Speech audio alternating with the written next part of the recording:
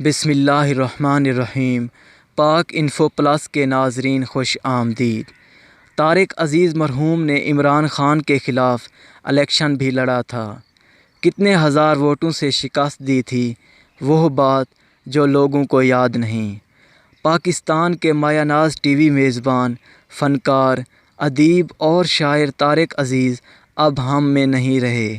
انہیں گلے میں تکلیف کے باعث ہسپتال منتقل کیا گیا، جہاں انہوں نے اپنی جان آفریں کے سپرد کر دی۔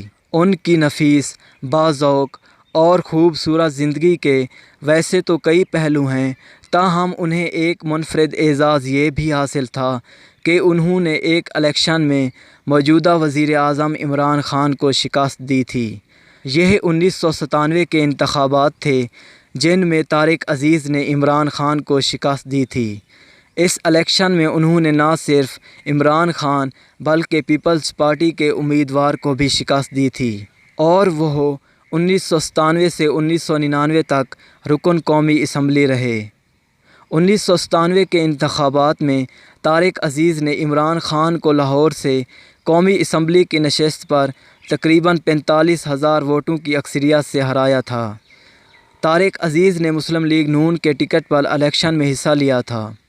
1996 میں اپنی جماعت تحریک انصاف کے قیام کے بعد عمران خان نے 1997 کے انتخابات میں کئی حلقوں سے حصہ لیا، جن میں لاہور کے 2 حلقے NH94 اور NH95 بھی شامل تھے۔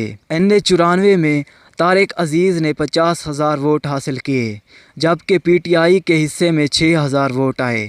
عمران خان کی NH95 میں نواز شریف کے مقابلے میں بھی کچھ ایسی صورتحال رہی تھی۔ اسی حوالے سے چند سال قبل ایک نجی ٹی وی کے پروگرام میں بھی انہوں نے گفتگو کی تھی۔